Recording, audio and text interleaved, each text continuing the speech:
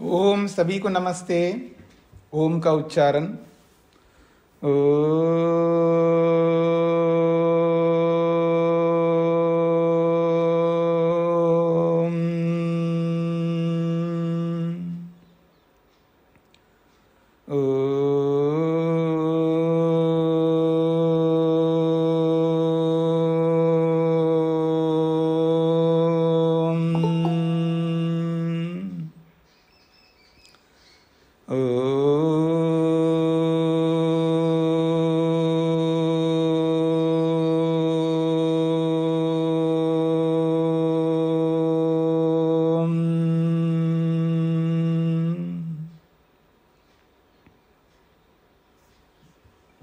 न्याय दर्शन की 147वीं कक्षा दूसरे अध्याय के दूसरे आहनिक के 34 सूत्र पूरे किए हैं। पृष्ठ संख्या है 125। प्रसंग है शब्द के नित्यत्व और अनित्यत्व का। प्रश्नकर्ता शब्द को अनित्य नहीं मानता है, नित्य मान करके चलता है, और सिद्धांती शब्द को अनित्य मानता है। ये प्रसंग है। तो आइए पिछले प्रसंग को आपको याद रखना है। पिछले 33वें सूत्र में प्रश्नकर्ता ने एक बात कही थी कि विनाश का कारण दिखाई न देने से, उपलब्ध न होने से शब्द नित्य है, ऐसा हेतु दिया था। और उसका समाधान 34वें सूत्र में किया है। 35वें सूत्र में दूसरे ढंग से समाधान किया जा रहा है। ये कोई जरूरी नहीं है कि आपको हर कोई चीज प्रत्यक्ष दिखाई दे। हर कोई चीज प्रत्यक्ष दिखाई दे तभी मानो, ये कोई जरूरी नहीं है। अनुमान से भी पता लगता है। प्रमाण 3 प्रकार के है ना। प्रत्यक्ष प्रमाण है तो अनुमान प्रमाण भी है, और शब्द प्रमाण भी है। तो प्रत्यक्ष आपको उपलब्ध न होने से शब्द को नित्य मानने की कोई आवश्यकता नहीं है, अनुमान से पता लगेगा। तो अब 35वें सूत्र में ये समझाने का प्रयत्न कर रहे हैं कि अनुमान से भी पता लगता है कि शब्द अनित्य है। तो सूत्र है उपलभ्यमाने च अनुपलब्धेः असत्वात् अनपदेशः। कहा जा रहा है उपलभ्यमाने, शब्द को अनित्य मानते हैं तो शब्द के अनित्य को बताने वाला कारण क्या है? विनाश। और विनाश का कारण आपको प्रत्यक्ष दिख नहीं रहा, तो उपलभ्य माने शब्द के विनाश का कारण अनुमान से उपलब्ध होने पर। उपलभ्य माने का मतलब है कि शब्द के विनाश का कारण अनुमान से उपलब्ध होने पर। अनुपलब्धे असत्वात्, उपलब्धि ना होने से, ऐसा कहकर के आपने शब्द को खंडन कर दिया था, शब्द के अनित्यता का। तो विनाश का कारण उपलब्ध ना होने से, अनुपलब्धि का मतलब है उपलब्ध ना होने से। क्या? विनाश का कारण उपलब्ध ना होने से, ऐसा कहकर के आपने जो खंडन किया है वो आपका हेतु अनपदेश है, अर्थात अहेतु है। वो हेतु नहीं बन सकता, ये सिद्धांति कह रहे हैं। सूत्रार्थ फिर समझ लीजिएगा। उपलभ्य माने, उपलभ्य माने का अर्थ है उपलब्ध होने पर। अब ये कैसे उपलब्ध होगा? कोई प्रत्यक्ष उपलब्ध होता है और कोई अनुमान से उपलब्ध होता है, कोई शब्द प्रमाण से उपलब्ध होता है। तो उपलभ्य माने का अर्थ है कि शब्द के विनाश का जो कारण है वो अनुमान से उपलब्ध होने पर। अनुपलब्धे ऐसा कह करके जो आपने खंडन किया है वो खंडन उचित नहीं है, इसलिए वो अनपदेश, अनपदेश का अर्थ होता है अहेतु, वो अहेतु है। ना होने से यानी असत्वाद का अर्थ होता है ना होना, कारण का ना होना। तो ना होने से अनुपलब्धि है, विनाश का कारण ना होने से अनुपलब्धि है, ऐसा आपने कह करके खंडन किया था। वो खंडन आपका अनुपलब्धे ऐसा जो हेतु दिया है वो अनपदेश है, अर्थात अहेतु है। अनपदेश का अर्थ होता है अहेतु, यानी हेतु का विरोधी अहेतु है। या तो अहेतु कहो या अनपदेश कहो, एक ही बात है। हाँ जी, सूत्रार्थ स्पष्ट हो रहा है आप लोगों को? जिनको स्पष्ट नहीं हुआ हो तो पूछ सकते हैं। एक बार दोबारा बता दीजिए। दोबारा मैं बता दूंगा कि शब्द के विनाश का कारण अनुमान से उपलब्ध हो जाने पर अनुपलब्धे कह करके आपने जो खंडन किया है वो खंडन नहीं बनता है, वो खंडन वाक्य आपका हेतु नहीं बन सकता, अहेतु है वो। हाँ जी, बता दिया जी आपको दोबारा। स्पष्ट हो रहा है सब लोगों को? क्योंकि ये तभी समझ में आएगा ना आपको, पीछे उसने क्या हेतु दिया है वो आप पढ़ लेंगे, उसको याद रखोगे तो तभी समझ में आएगा। 33वें सूत्र का अर्थ तो अभी दोबारा नहीं बता सकता मैं। 33वें सूत्र को आप देखेंगे, कल का पाठ विनाश कारण अनुपलब्धे कह करके उसने खंडन कर दिया था। उसका समाधान 34वां सूत्र है और 35वां सूत्र भी है। तो उसके 33वें सूत्र को आप याद रखोगे तभी तो समाधान समझ में आएगा आप लोगों को। ठीक है जी? तो ये जो अनुपलब्धे कहा है ना उसने 33वें सूत्र में, शब्द नष्ट होता है तो कोई नष्ट करने वाला होगा ना। नष्ट करने वाले के ना होने पर कैसे नष्ट होगा? कोई तो नष्ट करने वाला होना चाहिए। नष्ट करने वाला दिख नहीं रहा है और नष्ट करने वाला दिख ही नहीं रहा है तो इसका मतलब नष्ट नहीं होता है, ऐसा प्रश्नकर्ता का कहना है। तो कहते हैं भाई आपको प्रत्यक्ष दिखे तभी आप थोड़ा मानोगे। अगर सब प्रत्यक्ष दिखने लगेंगे तभी मानने लगोगे तो आप जीवन में जी नहीं सकते। इसलिए वो कहते हैं कि प्रत्यक्ष ना दिखे कोई बात नहीं, लेकिन अनुमान से दिख रहा है ना हमको, अनुमान से हमको पता लग रहा है। तो उपलब्ध माने का मतलब है शब्द का विनाश का कारण अनुमान से उपलब्ध होता है। इसलिए जो आपने अनुपलब्धे कह करके जो खंडन किया है वो खंडन, वो अनुपलब्धे वाला जो हेतु वो अनपदेश है, अर्थात अहेतु है, वो हेतु नहीं बन सकता। ये सूत्र का अर्थ है। अब आगे समझ लीजिएगा, आगे भाष्य को, इसी का भाष्य है सूत्र का। वो कहते अनुमानाच्च उपलभ्यमाने शब्दस्य विनाश कारणे।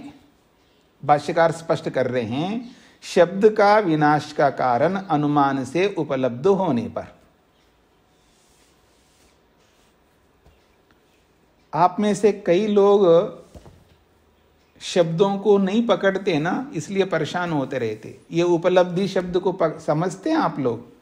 आप में से कई लोग जो है, कुछ लोगों को जो ना समझ में आने का कारण होता है मुख्य शब्द, क्योंकि अर्थ तक पहुंचाने वाले शब्द होते हैं। याद रखना, अर्थ तक पहुंचाने वाले शब्द होते हैं। अगर आप शब्द नहीं समझोगे तो आप अर्थ तक नहीं पहुंच पाएंगे।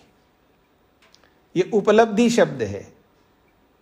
उपलभ्यमान, उपलब्धि, ये उपलब्धि का उपलभ्यमान है, अलग प्रत्यय अलग है। उपलभ्यमान का मतलब उपलब्ध होने वाला। तो उपलब्ध होने वाले के अर्थ है उपलब्ध होने पर। उपलभ्यमान का मतलब है उपलब्ध होने वाला, और सप्तमी विभक्ति है उपलभ्यमान है, तो उपलब्ध होने पर ऐसा अर्थ होगा। उपलब्ध का मतलब, इसका उपलब्ध का शब्द का अर्थ अगर आप समझते हैं तो इसका समाधान आपको मिल जाएगा। उपलब्धि समझते हैं आप, प्राप्ति, ज्ञान होना, पता लगना, समझ में आना, तो अनुमान से भी समझ में आता है ना, प्रत्यक्ष से भी समझ में आता है, अनुमान से भी समझ में आता है और शब्द प्रमाण से भी समझ में आता है। ज्ञान तो 3 प्रकार का होता है। तो प्रत्यक्ष से अगर हमको समझ में नहीं आ रहा है तो अनुमान से समझ में आ रहा है ना, शब्द समाप्त होता है, ये कहना चाह रहे हैं। तो कह रहे हैं शब्द का विनाश का कारण अनुमान से उपलब्ध होने पर, अर्थात अनुमान से जान लेने पर, ऐसा अर्थ निकलेगा। विनाश कारण अनुपलब्धे, विनाश का कारण उपलब्ध ना होने से, ऐसा कह करके जो आपने खंडन किया है वो खंडन उचित नहीं है, वो अनपदेश है, वो अहेतु है आपका। ये सिद्धांति कह रहे हैं। यथा, एक उदाहरण देके समझा रहे हैं, यस्माद् विषानि तस्माद् अश्व इति, जिसके कारण सींग है, क्योंकि सींग है इसलिए वो घोड़ा है। यस्माद् विषाणि, विषाणि कहते हैं सींग, सींग समझते हैं ना, जैसे बैल के ऊपर, गाय के ऊपर, भैंस के ऊपर सींग होते हैं ना, तो विषाणी का मतलब सींग होते हैं। तो कहता है यस्मात् विषाणी तस्माद् अश्वा, क्योंकि सींग है इसलिए वो घोड़ा है। घोड़े के होने में कारण क्या बताया उसने? सींग, सींग को कारण बताया। तो कोई ये सोचे कि सींग है इसलिए वो घोड़ा है, तो ये हेतु जो है कैसा है? ये हेतु,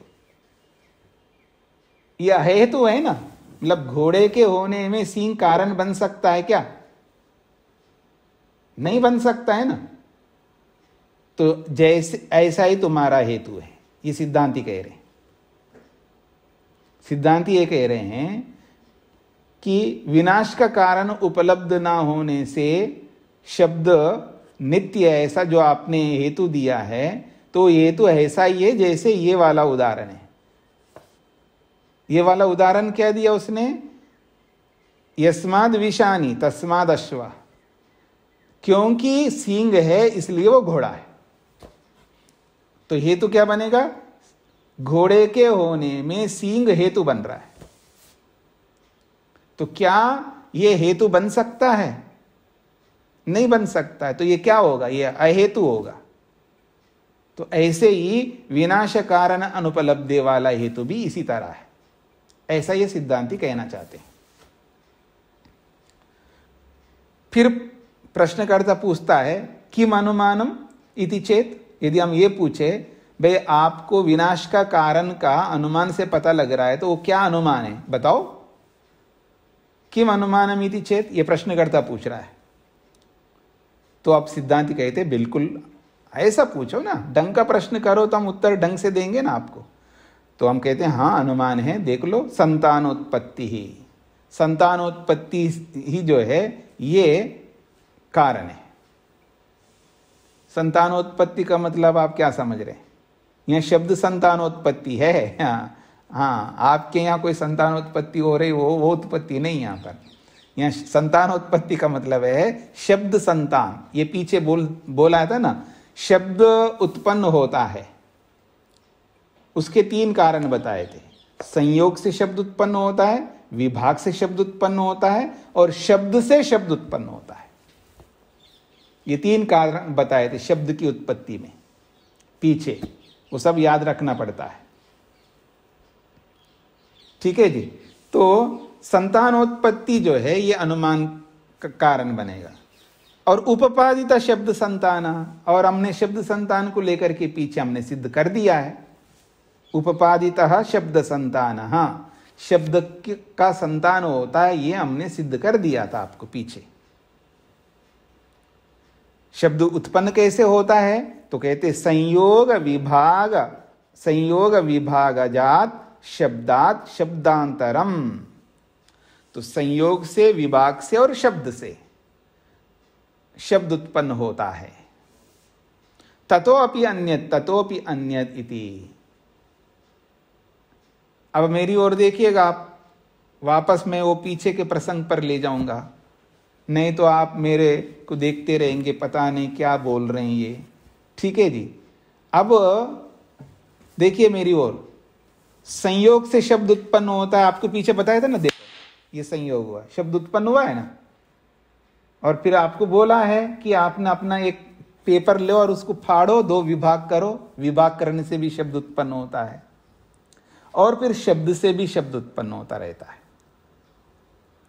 और एक शब्द अगले शब्द को उत्पन्न होता है और पिछले शब्द समाप्त होता है, ठीक है ना। अगला अगला शब्द उत्पन्न होता है, पिछला पिछला शब्द समाप्त होता रहता है। यह आपको पीछे बताया था। इसलिए अगर मेरे सामने आप बैठे होंगे, ठीक है, तो आपको जो शब्द सुनाई देगा वो तीव्र सुनाई देगा। और मेरे से थोड़ा दूर बैठा हो कोई आदमी, उसको जो शब्द सुनाई देगा यही संयोग से, उसको उतना यहाँ पास वाले को जितना तीव्रता से सुनाई देगा उतना नहीं सुनाई देगा उसको, और दूर बैठा हुआ व्यक्ति को और मंद सुनाई देगा, और मंद सुनाई देगा। क्यों ऐसा हो रहा है? इसलिए हो रहा है क्योंकि वो शब्द यहां जो पैदा हुआ, पहला शब्द, वो तो तीव्र हो गया और उसने अगले को उत्पन्न किया, उसने अगले को उत्पन्न किया। तो ऐसा करते करते करते आप तक पहुंचने में वो शब्द जो है वो मंदी होगा ना। तो ये शब्द संतान के कारण से हो रहा है, ऐसा अनुमान होता है। ये शब्द संतति है, इसलिए कहा संतानोत्पत्ति जो है ये अनुमान है, इससे पता लगता है। क्योंकि संयोग से शब्द उत्पन्न होता है या विभाग से शब्द उत्पन्न होता है, ये शब्द से शब्दांतर उत्पन्न होता है। तो वो एक शब्द अगले को, अगले ने और अगले को, ऐसे करते उत्पन्न करते करते हमारे कानों तक पहुंचता है वो शब्द।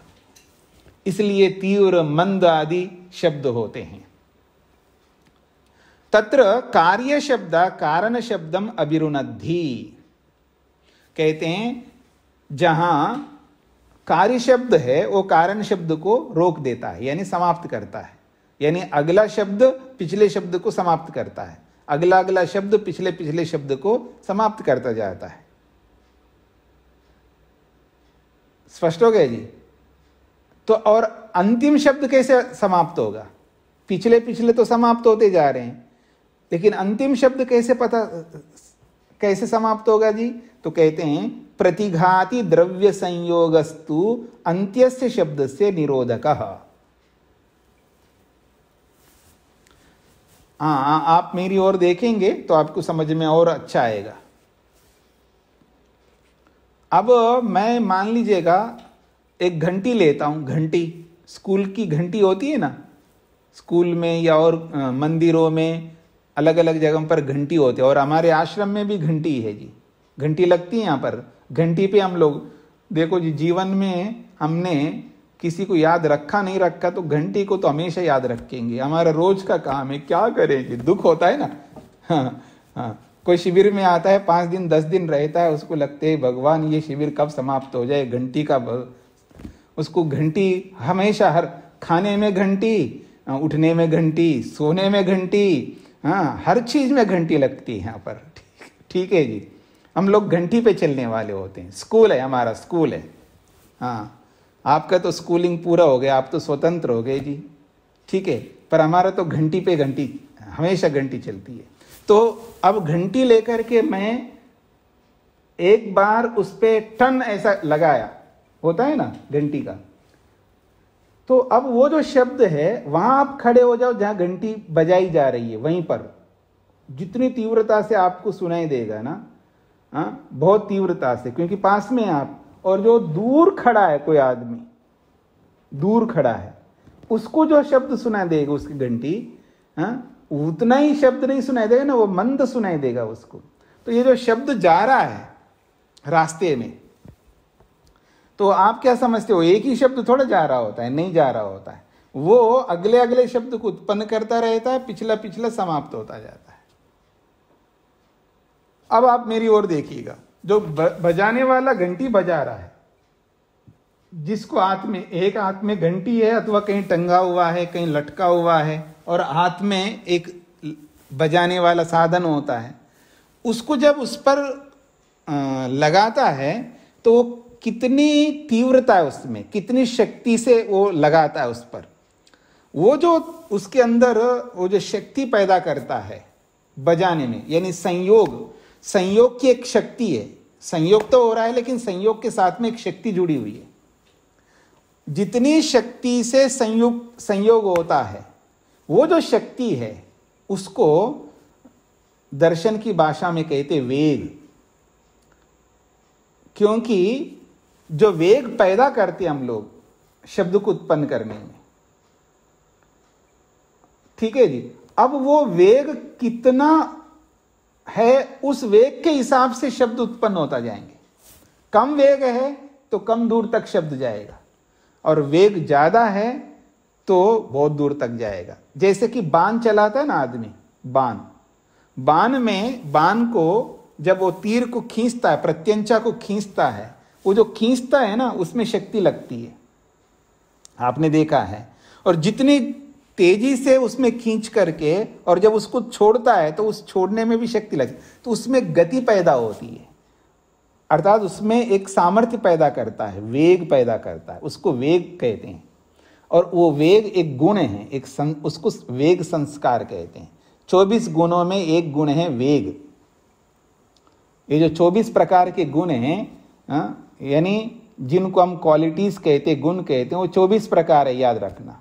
24 प्रकार के गुणों में, क्वालिटीज में एक क्वालिटी है, एक गुण है जिसका नाम है वेग, उसको वेग संस्कार कहते हैं। तो चाहे बाण चलाते समय जो उसमें हम वेग पैदा करते हैं, एक विशेष सामर्थ्य पैदा करते हैं, या घंटी बजाने में, ऐसे बहुत सारे काम करते हैं जिसमें हम एक ऐसा गुण पैदा करते हैं जिसको वेग कहते हैं। और वो वेग कितना प्रभावी होता है, जितना वेग होता है उतना ही दूर तक बांध जाएगा। ठीक इसी प्रकार से जितने वेग से बजाएंगे उतने ही दूर तक शब्द जाएगा। तो वेग जो है अगले अगले शब्द को उत्पन्न करता रहता है, और अंतिम, अब बाण कहां रुक जाएगा जी? मान लीजिएगा हम बाण छोड़ दिया है और टारगेट बहुत दूर है और बाण बीच में गिर जाएगा, ऐसा होगा ना? टारगेट पास में है तो बिल्कुल टारगेट में जाकर के लगेगा, और टारगेट ही आपने इतना दूर रखा है और आपके अंदर इतना सामर्थ्य नहीं है वहां तक आप वेग पैदा कर सके। जैसे मिसाइल बनाते हैं या जो भी आजकल बम बनाते हैं, तो उसका भी एक दूरी होती है, भाई इतनी दूरी तक जा सकता है वो, उसमें उतनी शक्ति भरते हैं। तो हम जितनी शक्ति भरेंगे उतनी दूर तक जाएगा वो। तो ऐसे ही वो जो शक्ति भर के रखा हमने, जो वेग पैदा किया, जब वेग समाप्त हो गए तो बाण वहीं रास्ते में गिर जाएगा। ठीक इसी प्रकार से जब शब्द पैदा किया जा रहा है तो वहां भी एक वेग पैदा होता है। संयोग में और विभाग में वेग हम देते हैं, एक सामर्थ्य देते हैं, और वो सामर्थ्य, वो वेग जितना हम देते हैं उसके हिसाब से शब्द उतनी दूर तक जाएगा, यानी पैदा होता होगा। अब मान लीजिएगा बहुत वेग से हमने किया लेकिन बीच में ऐसा दीवार डाल दिया हमने, मतलब ऐसा दीवार डाल दिया हमने, जैसे साउंड प्रूफ में हम जाएं, मतलब कोई ऐसा स्टूडियो में जाए, हम कितने तेजी से बोलेंगे, बाहर जाएगा नहीं, वो रोक देता है, वहां पर वहीं समाप्त कर देता है शब्द को, वो रोकता है। इसको कहते हैं प्रतिघाती द्रव्य, यानी रोकने वाला। अगर कोई बीच में रोकने वाला नहीं आएगा तो दूर तक जाएगा शब्द। जैसे बीच में दीवार आ जाए तो उसने रोक दिया, अगर कांच का दीवार आ गए तो और रोक देगा। ठीक है जी। अगर खुले मैदान में आप हैं और कोई रोकने वाला है नहीं है तो जाता जाएगा शब्द, जाता जाएगा, और वहां रोकने वाला ना होते हुए भी शब्द समाप्त हो जाता है, क्योंकि उसका वेग समाप्त हो जाता है। स्पष्ट हो रहा है जी? तो कह रहे हैं प्रतिघाती द्रव्य संयोग तो अंत्यस्य शब्दस्य रोधक। अगर प्रतिघाती द्रव्य का मतलब रोकने वाला, बीच में कोई भी अवरोधक आ जाए शब्द को रोकने वाला, तो वो रोकने वाला आते ही शब्द रुक जाएगा, वहां पर आगे जाएगा नहीं। अगर वो प्रतिघाती द्रव्य नहीं है, खुला मैदान है, तो दूर तक जाएगा जितना उसका वेग बना हुआ है, और वेग समाप्त होता है शब्द बीच में समाप्त हो जाएगा, ये कहना चाह रहे हैं। तो शब्द उत्पन्न होकर के उसका वेग के कारण से शब्द नया नया उत्पन्न होता जाता है, आगे बढ़ता जाता है। जब तक उसका वेग बना रहेगा वो वेग से शब्द नए नए शब्दों को उत्पन्न करता जाएगा। वेग भी शब्द के साथ साथ चलता रहता है, अर्थात वेग के साथ साथ शब्द भी चल रहा होता है एक प्रकार से। तो वो वेग समाप्त हो गए तो शब्द भी समाप्त हो जाएगा। अथवा वेग तो समाप्त नहीं हुआ है, लेकिन कोई प्रतिघाती द्रव्य यानी बीच में अवरोधक द्रव्य आएगा, तब वेग भी समाप्त हो जाएगा और शब्द भी समाप्त हो जाएगा। तो कह रहे हैं अंतिम शब्द कैसे समाप्त होता है, तो कहते हैं प्रतिघाती द्रव्य, रोकने वाले द्रव्य आ जाएगा तो उसके संयोग के कारण से अंत्यस्य शब्दस्य निरोधका, वो अंतिम शब्द को रोकने वाला द्रव्य होगा। रोकने वाला प्रतिघाती द्रव्य कहते हैं। प्रतिघाती का मतलब है अवरोधक, रोकने वाला द्रव्य, चाहे वो दीवार हो या कोई और चीज हो, पहाड़ का चट्टान हो या कोई भी हो, वो रोकेगा। दृष्टम ही तिरः प्रतिकुड्यम अंतिकस्थेन अपि अश्रवणम शब्दस्य। कहते हैं दृष्टम, ये तो देखा जाता है संसार में। तिरः प्रतिकुड्यम, दीवार के पीछे अगर कोई गुप्तगु चल रही है तो दीवार के दूसरे ओर शब्द का सुनाई देना नहीं होता है। तिरः प्रतिकुड्यम, कुड्यम कहते हैं दीवार, और तिरः प्रतिकुड्यम का मतलब है दीवार के पीछे।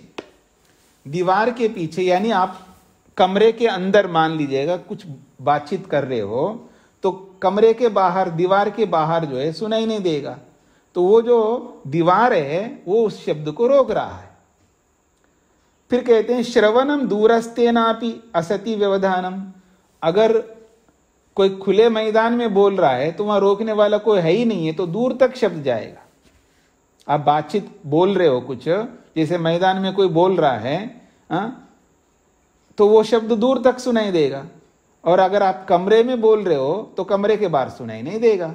तो बाहर क्यों नहीं सुनाई दे रहा है, तो दीवार रोक रहा है उस शब्द को, वहीं समाप्त कर रहा है वो दीवार, और बाहर खुले में दूर तक जाएगा शब्द, यही कह रहे हैं। तो तिरः प्रतिकुड्यम अंतिकस्थेनापि अश्रवणम, अगर दीवार के पीछे बोला जा रहा है तो भले ही आप पास में हो तो भी शब्द का श्रवण नहीं होगा, क्योंकि दीवार रोक रहा है। और श्रवणम दूरस्थेनापि असति व्यवधाने, व्यवधान ना होने पर दूर व्यक्ति को भी श्रवण होता है, क्योंकि उस शब्द को रोकने वाला कोई व्यवधान नहीं है। तो इससे पता लगता है शब्द संतान होता है। अब आगे देखिएगा, घंटायाम अभिहन्यमानायाम तार तारतरो मंदो मंदतर इति श्रुति भेदा नाना शब्द संतानो अविच्छेदेन श्रूयते। कहते हैं घंटायाम अभिहन्यमानायाम, यदि किसी घंटे को, यानी घंटा का मतलब है ये जो मंदिर में घंटा होता है ना, अथवा कोई भी घंटा हो, घंटा तो समझ रहे ना, जिसमें एक गोल सा होता है, उसके अंदर एक लगा रहता है, जिसको पकड़ करके भी खींचते हैं। बड़ा घंटा होता है तो उसमें रस्सी भी बांध देते हैं, फिर उसको ऐसा करके खींचते हैं तो वो बजता है। अगर छोटा है तो उसको घंटे को पकड़ लेते हैं, ऐसे ऐसे करते हैं तो वो अंदर जो लगा हुआ रहता है उससे वो बजता रहता है। तो घंटाया अभिहन्यमानायाम, अगर घंटा बजा दिया जाए, घंटे को बजाया दिया जाए तो तार तारतर,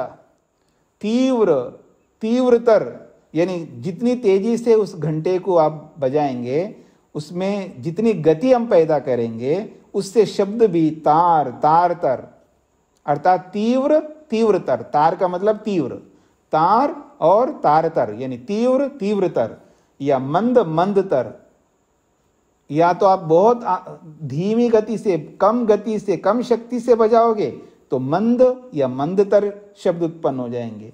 तो श्रुति भेदात, ये जो सुनाई दे रहा है ना आपको शब्द, कोई तीव्र सुनाई दे रहा है, कोई तीव्रतर सुनाई दे रहा है, कोई मंद सुनाई दे रहा है, कोई मंदतर सुनाई दे रहा है, तो ये अलग अलग श्रुति भेद से क्या पता लगता है, नाना शब्द संतान, हाँ अलग अलग प्रकार का शब्द संतान है।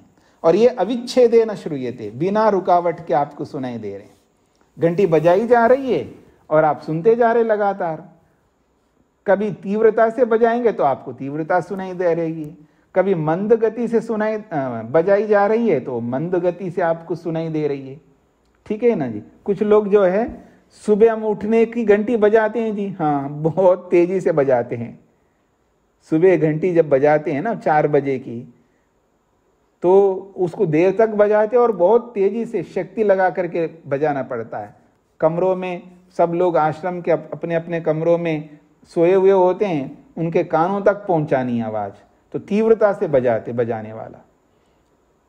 और बाकी घंटी जो है इतनी तीव्रता से नहीं बजाते, वो सब जगे हुए हो रहे होते हैं, तब कम बजाएंगे तो भी सबको सुनाई देता है। तो कहते हैं तो श्रुति भेद तो है ही है, अलग, कोई तीव्र है कोई मंद है, तो ये शब्द अलग अलग है और ये भी अविच्छेद रूप से सुनाई देता है जब घंटी को बजा दिया जाता है। तो तत्र नित्य शब्दे, अगर शब्द को आप नित्य मानते हो तो घंटास्तम अन्यगतम वा, तो फिर वो जो शब्द को आप नित्य मान रहे हो, तो वो जो शब्द को अभिव्यक्त करने वाला होगा ना, शब्द को नित्य मानेंगे तो उत्पन्न नहीं होता है, संयोग हो विभाग हो उत्पन्न नहीं करते हैं, और उसमें जो वेग होगा वो कहाँ रहेगा? या तो कहते हैं घंटास्तम अन्यगतम वा, चाहे वो घंटे में रहे या सुनने वाले के पास रहे, अवस्थितम, और वो अवस्थित रहेगा, सदा बना रहेगा। तो संतान वृत्ति व अभिव्यक्ति कारणम वाच्यम, तो उसके अभिव्यक्ति का कारण आपको बताना पड़ेगा। शब्द को अगर आप नित्य मानते हो तो ये जो तीव्रतर, मंद, मंदतर, ये अलग अलग जो शब्द उत्पन्न हो रहे हैं, तो इन अलग अलग शब्दों को हम तो उत्पन्न मान रहे हैं और आप अभिव्यक्ति मानते हो, तो इनको अभिव्यक्ति करने वाले कारण आपको बताने पड़ेंगे। स्पष्ट हो रहा है जी प्रश्न? हम लोग मेरी ओर देखेंगे आपको समझ में आएगा। जब घंटी को बजा रहे हम लोग, तीव्रता से बजाने वाला तीव्रता से बजा रहा है, और मंद बजाने वाला मंद बजा रहा है, तो उसमें जो गति दे रहे हैं हम लोग, तीव्र वेग संस्कार पैदा कर रहे हैं, और उस वेग संस्कार पैदा करने के कारण से शब्दों में तीव्रता, मंदता आदि समझ में आ रहा है। और आप शब्द को नित्य मान रहे हो, पहले से है ना, शब्द को केवल संयोग अभिव्यक्त कर रहा है, तो बाकी जो तीव्रत्व मंदत्व जो सुनाई दे रहा है हमको, तो वो तीव्रता को देने वाले कौन हैं, वो मंदता को देने वाले कौन हैं? वो कहाँ घंटे में रहते हैं, वो रह करके आपको तीव्रता आपको दे रहे हैं, अथवा आपके कानों में है वो जिससे आपको तीव्रता सुनाई दे रहे हैं? वो कहाँ रहते हैं जो आपको तीव्रता को अभिव्यक्त कर रहे हैं, मंदता को अभिव्यक्त कर रहे हैं? वो कारण बताओ। तीव्रत्व को प्रकट करने वाले, मंदत्व को प्रकट करने वाले कारण बताइए आप, क्योंकि आप शब्द को नित्य मानते हैं। तो जो तीव्रत्व के जो कारण है, मंदत्व के कारण है, वो बताइए, ये कहना चाह रहे हैं। तो तत्र नित्य शब्दे, अगर आप शब्द को नित्य मानते हो, तो नित्य मानने पर ये जो तीव्र शब्द, मंद शब्द हमको सुनाई देते हैं, तो ये तीव्र किस कारण से सुनाई देता है, मंद किस कारण से सुनाई देता है? वो कौन से कारण है जो उनको मंद के रूप में अभिव्यक्त करते हैं, तीव्र के रूप में अभिव्यक्त करते हैं? उन कारणों को बताइए, ये प्रश्न किया है।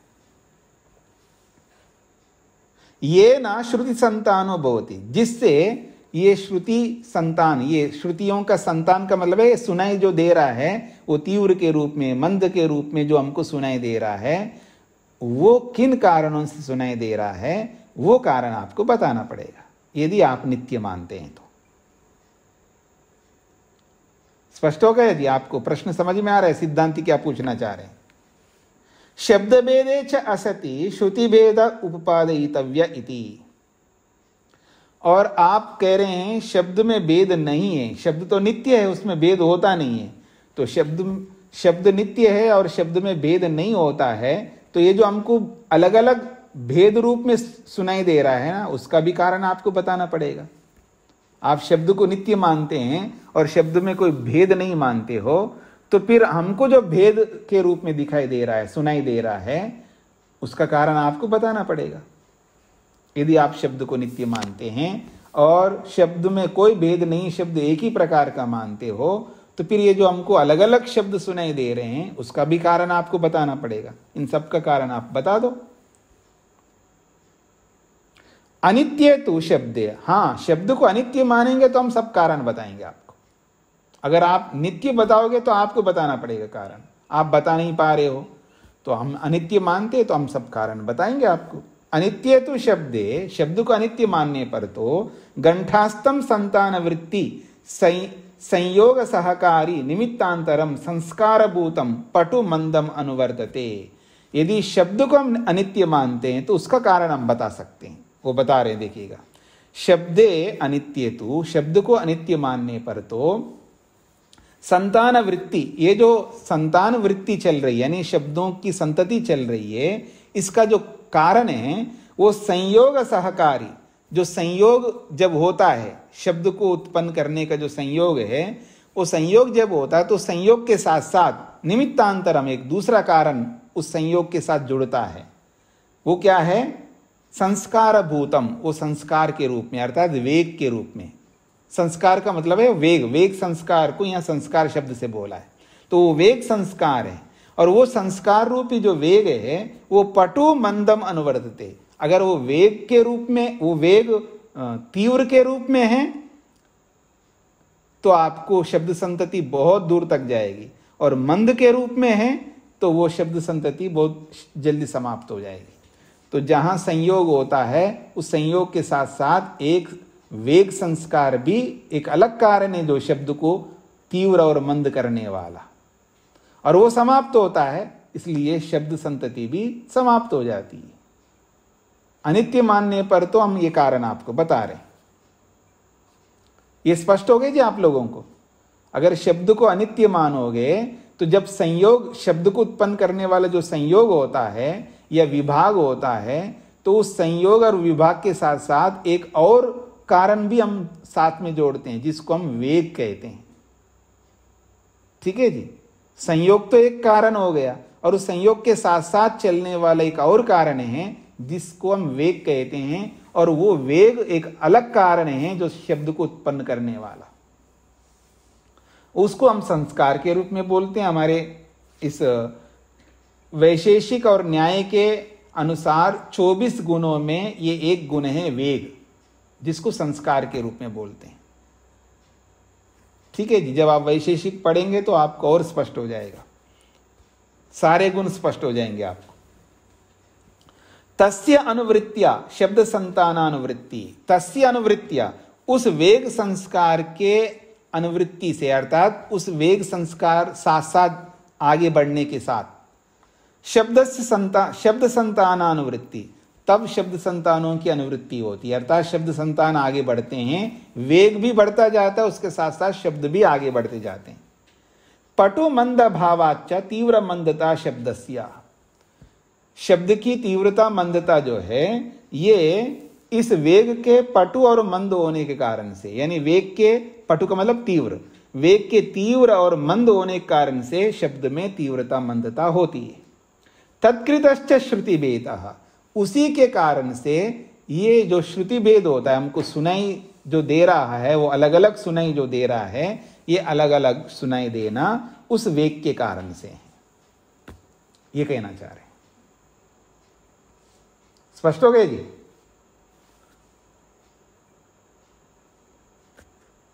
अब आगे बढ़ते हैं। प्रश्नकर्ता कहता है न वै निमित्तांतरम संस्कार उपलभ्यते अनुपलब्धेर नास्ति, वही रट लगाया हुआ है। जैसे शब्द के विनाश का कारण उपलब्ध नहीं होता ऐसा बोल रहा था ना, अब दूसरी बात आलाप रहा है वो वेग संस्कार जो आप कह रहे हो, वेग के कारण से शब्द में तीव्रता होती है, मंदता होती है, जिस वेग संस्कार, वो भी वेग संस्कार हमें तो दिखाई नहीं दे रहा है जी, आपके बोलने से क्या होगा? वो वेग संस्कार हमें दिखाई नहीं दे रहा है। वो कह रहा है न वै निमित्तांतरम संस्कार उपलभ्यते, जिस संस्कार को आप कह रहे हो, और ये निमित्तांतर का मतलब है दूसरा कारण, यानी संयोग से, विभाग से अलग ये जो कारण आपने बताया है वेग संस्कार के नाम से, वो तो उपलब्ध तो होता नहीं है। अनुपलब्धे, उपलब्ध ना होने से नास्ति, नहीं है,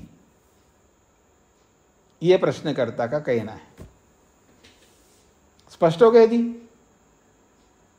अब वो वेग संस्कार के ऊपर आ गया, तो वेग संस्कार उपलब्ध नहीं होता है, दिखता नहीं है, इसलिए उपलब्ध नहीं होता है, उपलब्ध ना होने से वो नहीं है, ऐसा वो कहना चाहता है।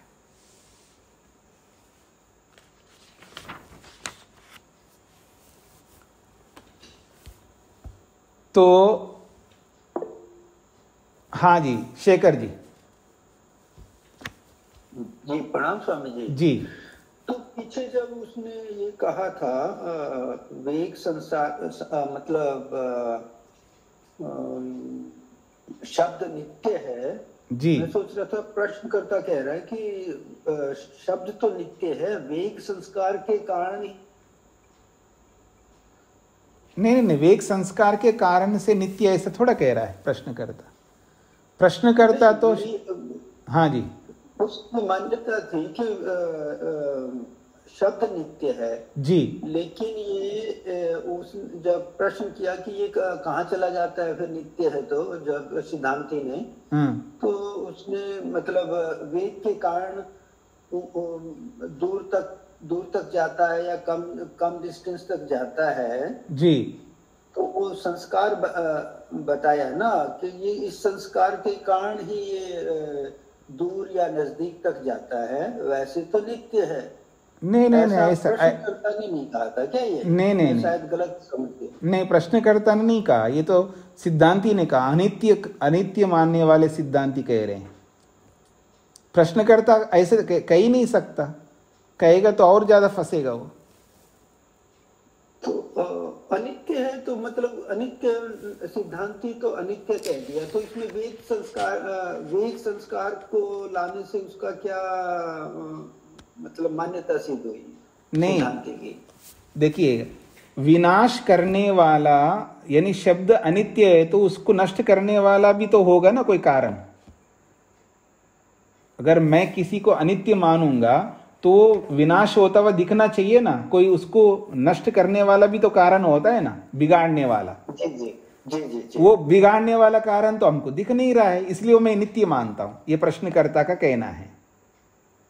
जी जी, उसको काउंटर करने के लिए फिर इन्होंने दे हाँ वेग का संस्कार। हाँ, वेग संस्कार जो है वो वेग संस्कार समाप्त हो गए, इसलिए शब्द समाप्त होता है। जी जी जी जी जी जी, मैं मिस कर दिया था। जी जी जी, धन्यवाद जी। अब 36वां जो सूत्र आपको बता रहा है कि ये जो वेग संस्कार को हम समझ सकते हैं कैसे, उसके लिए एक उदाहरण दिया है। अब मेरी ओर देखिएगा, बांस की लकड़ी समझते हैं ना आप? बांस की लकड़ी गाड़ दीजिएगा, जो पतला होता है लकड़ी वो गाड़ दीजिए जमीन पे, और ऊपर लंबा है, और उसको ऐसे खींचिएगा, नीचे तक खींच के उसको छोड़ दीजिएगा। स्पष्ट हो रहा है ना? वो जब वो लकड़ी ऐसे ऐसे ऐसे हिलता रहता है, उसके अंदर हिलता रहता है, तो आप देखेंगे उसमें वेग पैदा हुआ है। हम वेग देते उसको, जब नीचे खींचते हैं शक्ति से, उसके अंदर एक वेग पैदा होता है। अब वो ऐसे ऐसे हिल रहा है, तो उस हिलते हुए को आप पकड़ लो, हिलते हुए को, तो उसमें कंपन आपको दिखेगा, कंपन। उस लकड़ी में आपको कंपन पकड़ में आएगा। कंपन समझते हैं आप लोग? वो कंपन आपको पकड़ में आएगा, कंपन। तो वो जो कंपन है वो वेग के कारण से ही वो कंपन पैदा हो रहा है। तो ऐसे एकदम पकड़ोगे तो वो हिलना बंद हो जाएगा, वो हिलना बंद हो जाएगा। इससे पता लगता है कि इसके अंदर ये वेग है, जब तक वेग है तब तक वो हिलता रहेगा। ऐसा जितना वेग आपने दिया उस लकड़ी में, वो वेग जब तक रहेगा वो हिलता ही रहेगा। और उसको रोकोगे तो उसका कंपन भी आपको पता लग जाएगा और वो रुक जाएगा। ठीक इसी प्रकार जो घंटी बजाई जा रही होती है, घंटी बजाई जा रही होती, शब्द निकल रहे होते हैं। मेरी बात को समझने का प्रयत्न करिएगा। अब घंटी बजाई जा रही है, एक बार आपने 1 टन लगाया, तो टन लगाते घंटी में भी कंपन पैदा होता है, और उसको ऐसे रोक दो तो शब्द भम, ऐसे शब्द सुनाई देकर के बंद हो जाएगा, आगे शब्द सुनाई नहीं देगा। दूर वालों को नहीं सुनाई देगा, पास वालों को सुनाई दिएगा, क्योंकि आपने रोक लिया उस घंटी को। तो उसमें जो कंपन, उसमें जो गति है वो निकल रहा होता है, उसके कारण से शब्द आगे आगे जा रहे होते हैं, और आपने उसको पकड़ लेगा तो उसका आपका कंपन भी पता लग जाएगा, इससे भी पता लगता है। तो कहते हैं पाणी निमित्त प्रश्लेषात शब्दाभावे न अनुपलब्धि। पाणी कहते हैं हाथ को, तो पाणी निमित्त प्रश्लेषात, निमित्त रूपी हाथ, इसका प्रश्लेष, प्रश्लेष का मतलब है उसको छूने से, उसको स्पर्श करने से शब्द अभाव, शब्द अभाव हो जाता है, यानी शब्द रुक जाता है, इसलिए ना अनुपलब्धि, उपलब्ध नहीं होता है वो। हाथ के कारण जो है ये जो कंपन है ना, संयोग के साथ साथ कंपन भी पैदा होता है ना, तो हाथ के कारण से जब वो कंपन है ना, कंपन को उत्पन्न करने वाला जो संयोग है उसके द्वारा शब्द जो है एकदम रुक जाता है, क्योंकि वो संयोग समाप्त हो गया। ठीक है जी।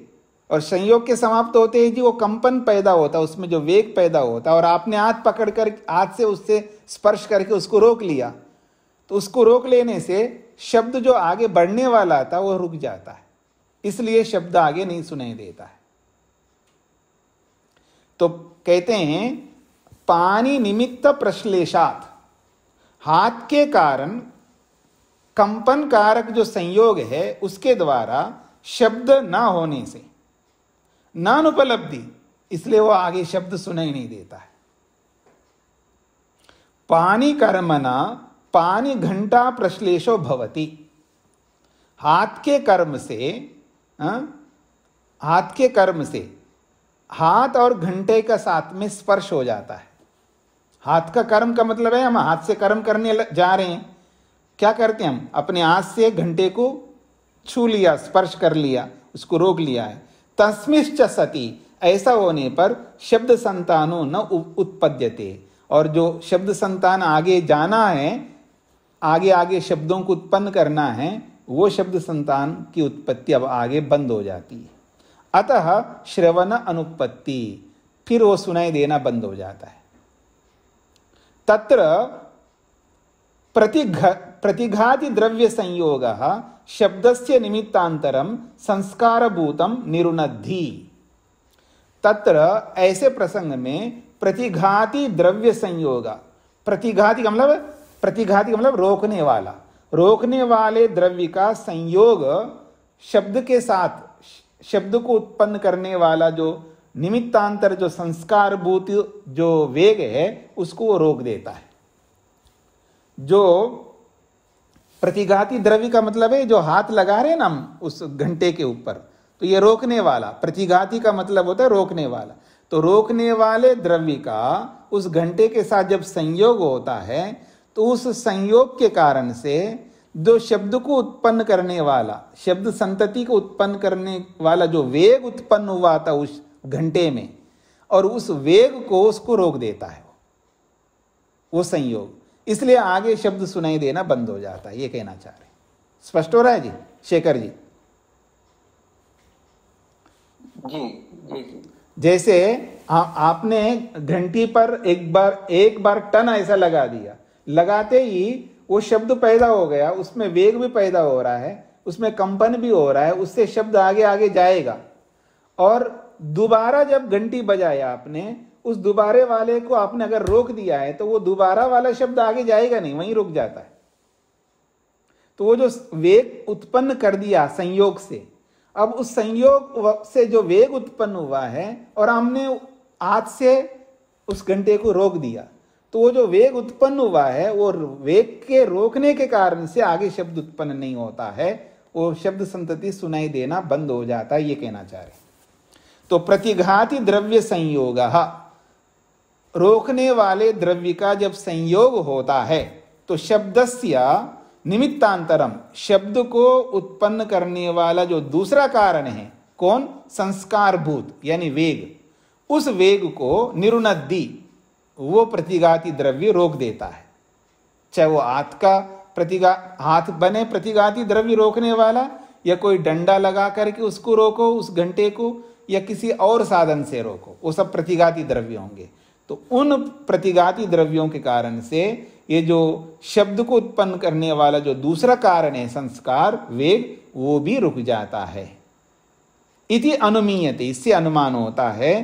तस्य च निरोधात शब्द संतानो न उत्पद्यते, इससे ये अनुमान हो रहा है कि उसके रुक जाने से, यानी उस वेग के रुक जाने से शब्द संतान नहीं उत्पन्न होता है, ऐसा अनुमान होता है।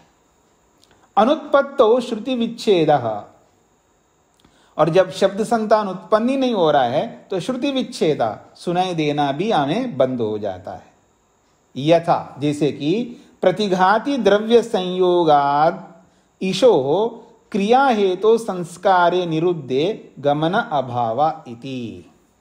अब उदाहरण देकर के समझा रहे, जैसे किसी ने बाण चला दिया है, उसका टारगेट था कि इतने मीटर मेरे को बाण छोड़ना है, ठीक है जी। अब बाण छूट गए जी उसमें धनुष से, और बीच में कोई आ गया रोकने वाला, तो वो बाण जो आगे बढ़ने वाला था वो आगे ना बढ़ करके वहीं रुक जाएगा, रोकने वाले बीच में आ गया तो, ठीक है जी। तो ये कह रहे हैं कि प्रतिघाती द्रव्य संयोगात, रोकने वाले, प्रतिघाती का मतलब है रोकने वाला, तो प्रतिघाती द्रव्य के संयोग होने से ईशो का मतलब है बाण का, क्रिया हेतु, बाण को आगे बढ़ने का, बाण की जो क्रिया जो है, उस बाण की क्रिया का जो हेतु है वो संस्कार है, वेग संस्कार। वो वेग संस्कार निरुद्धे, उस वेग संस्कार के रुक जाने के कारण से गमन अभावः, बाण का आगे बढ़ना रुक जाता है।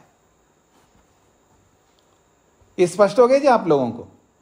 अगर किसी ने बाण छोड़ा है तीव्रता से, प्रत्यंचा को खींच करके, शक्ति, जितनी शक्ति है प्रत्यंचा को खींचने के लिए शक्ति चाहिए जी, मतलब देखिएगा आप भी खींचो जी, मतलब एक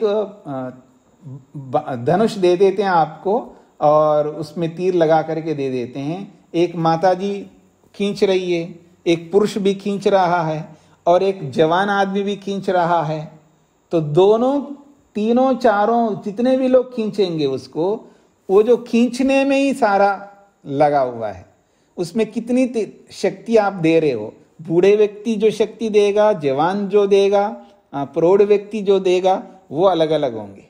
तो जितनी तीव्रता से आप खींचोगे उतना वेग उसमें पैदा होगा।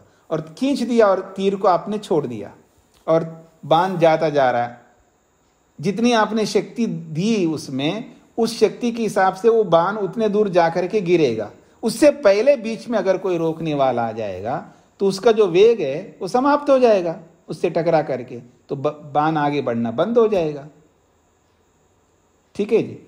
तो जैसे यहां पर बाण में होता है वैसे ही शब्द में होता है। कंप संतानस्य स्पर्शेन इंद्रिय ग्राह्यस्य च उपरमा, जो कंप संतानस्य स्पर्शेन, जब घंटी में संयोग होता है और उसमें वेग पैदा किया है, उस घंटी का जो कंपन होता है और उस कंपन के साथ में अगर हम हाथ लगा करके रोक देते हैं तो स्पर्शेन इंद्रिय ग्राह्यस्य च उपरमा, उस कंपन के साथ स्पर्श करके हाथ का, उसके कारण से जो शब्द संतति उत्पन्न होने चाहिए वो और हमारे कानून तक आकर के उसको सुनाई देना चाहिए था, वो उपरमा, वो रुक जाता है, हमारे को सुनाई नहीं देता है। क्यों? उसने उस कंपन को, उस वेग को रोक लिया स्पर्श करके उस घंटी को, ये कहना चाह रहे। तो कांस्य पात्रादिषु पानि संश्लेषो लिंगम संस्कार संतानस्य इति। कांसे का पात्र होता है ना, कांसे के पात्र में आवाज ज्यादा आता है, कांसे में, तो कांसे के पात्र में आवाज जब ज्यादा आता है तो उस कांसे पात्र को अगर हाथ का संश्लेष हो जाए, यानी हाथ का स्पर्श हो जाएगा, तो वो संस्कार संतति जो है रुक जाएगा। वो लिंग है, हाथ का जो स्पर्श है वो उस संस्कार को रोकने का लिंग बन रहा है, कारण बन रहा है। तस्मात् निमित्तांतरस्य संस्कार भूतस्य न अनुपलब्धिरिति, इसलिए निमित्तांतर रूपी जो संस्कार रूपी जो वेग है, उसकी उपलब्धि नहीं होती, अर्थात वो प्रत्यक्ष से हमको दिखाई नहीं दे रहा होता है, लेकिन आप जहां भी वो वेग संस्कार पैदा होता है वहां हाथ लगा करके या प्रतिघाती द्रव्य को ला करके उसको आप रोकेंगे तो वो रुक जाएगा। उससे अनुमान होता है कि ये वेग संस्कार है, ये कहना चाहते हैं।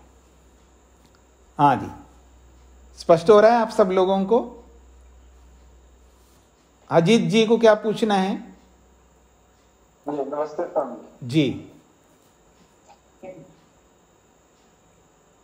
बोलिए। जी स्वामी जी, जो शब्द उत्पत्ति के बताए, यहाँ संशय हुआ कि विभाग से शब्द उत्पत्ति होता है, संयोग से होता है, और एक जो तीसरा बताया शब्द से शब्द की उत्पत्ति होती है जी। वेग संस्कार सारे में ही तो कंपन हो रहे हैं स्वामी। हाँ नहीं, सब जगह होता है ना, क्योंकि हम जब शब्द बोलते हैं तो शब्द जो बोलने का जो हमारे साधन है उसकी तीव्रता भी होती है ना। उस तीव्रता तो कंपन की ही तीव्रता है, चाहे मध्य हो चाहे तीव्र हो, तो कंपन की से ही मूल तो एक ही बात होगी कि कंपन से शब्द उत्पन्न होते हैं। नहीं नहीं नहीं नहीं नहीं नहीं, एक बात कैसे है, जी जी, वो अलग कारण है, वो अलग कारण है। देखिए किसी की उत्पत्ति में एक ही थोड़ा कारण होंगे, बहुत सारे कारण होंगे। तो ऐसे संयोग तो मुख्य कारण है, विभाग मुख्य कारण है, उसके साथ साथ उस संयोग के साथ साथ ये वेग भी एक कारण बन रहा है। जी सहचरी कारण हो गई ये सारे। हाँ जी, वो शब्द को कंपन नहीं कर सकते। हाँ नहीं, केवल कंपन कहां से आएगा बिना संयोग के? जी बिल्कुल, हाँ संयोग होगा तभी कंपन आएगा। हाँ, यानी मुख्य कारण तो संयोग है, मुख्य कारण तो विभाग है। अब उस विभाग को कितनी शक्ति देकर के आप विभाग कर रहे हो, कितनी शक्ति देकर के संयोग कर रहे हो, तो वो संयोग के साथ साथ आपकी जो अलग शक्ति लग रही है उसी को हम वेग कह रहे हैं। अब वो भी एक कारण है, संयोग भी एक कारण है। जी जी धन्यवाद सर। हाँ जी, और किसी को कुछ पूछना है जी? तो ये शब्द कैसे उत्पन्न होता है और कैसे नष्ट होता है? तो शब्द उत्पन्न होता है, शब्द नित्य नहीं है, ये प्रसंग चल रहा है। मुख्य बात ये है, शब्द नित्य नहीं है, अनित्य है। तो किस शब्द के लिए हो रही है बात? जो हम बोलते हैं वाणी से, इनके लिए बोले जा रहा है। तो शब्द सारे अनित्य हैं जो हम बोलते हैं। उच्चारण से प्रकट होने वाले जितने भी शब्द हैं, चाहे उच्चारण से कहो अथवा कहीं संयोग से हो रहा है, कहीं विभाग से शब्द उत्पन्न होते हैं, जहां भी संयोग से, विभाग से या हमारे उच्चारण से शब्द उत्पन्न होते हैं वो सब अनित्य है, ये याद रखना। क्योंकि शब्द उत्पन्न होने के यही कारण है जी, शब्द उत्पन्न होने के यही कारण है। तो ये सब अनित्य है, ये सिद्धांती का पक्ष है। और नित्य मानोगे तो नित्य किस कारण से मानोगे? अभी तक कोई ऐसा हेतु उसका नहीं आया जिसको हम नहीं खंडन कर सकते हो, अर्थात सिद्धांती खंडन नहीं कर सकते हो। इसलिए शब्द अनित्य है, उत्पन्न होने वाले संयोग से, विभाग से या हमारे उच्चारण से उत्पन्न होने वाले जितने भी शब्द है वो सब अनित्य है। ये इसका अभिप्राय निकल के आया अब तक। स्वामी जी एक और बात बोलूं? हाँ जी। हमें विज्ञान में यही बताया जाता कि शब्द ऊर्जा का एक रूप है जो कभी नष्ट नहीं होता। इसीलिए पीछे भी एक बार आपसे इसी पे हम कर रहे थे चर्चा कि शब्द और विज्ञान जो है शब्द को नित्य ही मानता है। बोला कि ये जितने भी काम चलते हैं, अब इसके कारण से यहाँ हमारा कंट्राडिक्शन कई बार दिमाग में सेट नहीं होती है बात। हाँ तो वो विज्ञान जो बोलता है जी, अब वो विज्ञान वाले जाने, पर हमारे ऋषि लोग जो बोल रहे हैं हम इसके आधार पर हम चल रहे हैं। हमारे लिए ऋषि प्रमाण हैं। विज्ञान तो बदलता रहता है जी, विज्ञान एक जैसा नहीं रहता। और ये आदिकाल से ये ऐसा का ऐसा, ये बदला नहीं है। आप देखेंगे ऋषियों के जो सिद्धांत हैं वो बदल नहीं रहे हैं, वो वैसे के वैसे हैं, स्टिल है, स्थिर है। हाँ, मतलब सृष्टि कैसी उत्पन्न होती है, हाँ, उसका विनाश कैसा होता है, जो जो प्रक्रिया बताई जा रही है, चाहे सांख्य ने बताया, वैशेषिक ने बताया या न्याय ने बताया, जितने दर्शन उपनिषद जो भी प्रक्रिया वेदों में से, वेद से लेकर के ऋषियों के ग्रंथों तक जो भी बातें कही गई है वो स्टिल है, स्थिर हैं, आदिकाल से वैसे सिद्धांत चले आ रहे हैं, इसमें बदलाव नहीं है। हम ऐसे यानी हमारे ऋषि ऐसे नहीं है, पहले ऐसा मानते तब इसको बदलते हैं, वो वही सिद्धांत लेके चल रहे हैं, उसमें कोई बदलाव नहीं। लेकिन विज्ञान में बदलाव बहुत हो रहे हैं, ठीक है ना, तो इसलिए उसको हम इतना प्रामाणिक नहीं मान सकते। वो कभी कुछ बोलते कभी कुछ बोलते हैं, ठीक है। इसका ये मतलब नहीं है कि विज्ञान सारा गलत है, ऐसा मेरा कहना जो सही है वो सही है। विज्ञान का बहुत सारी बातें हैं जिनके कारण से हम लोग जी रहे हैं, वो सब सही है, उसमें कोई आपत्ति नहीं है। विज्ञान से हमारा कोई दुश्मनी नहीं है, विज्ञान हमारे लिए बहुत लाभकारी है। लेकिन इसका ये मतलब नहीं है कि जो भी विज्ञान के वही हम माने, उनके पास अभी कोई आधार ही नहीं है वो पीछे का। तो इसलिए जो ऋषियों के विरुद्ध जो उनका कथन है उसको हम नहीं मान सकते। बाकी ऋषियों के अनुरूप हर बात हम स्वीकार कर ही रहे हैं जी। ओम शांति शांति शांति।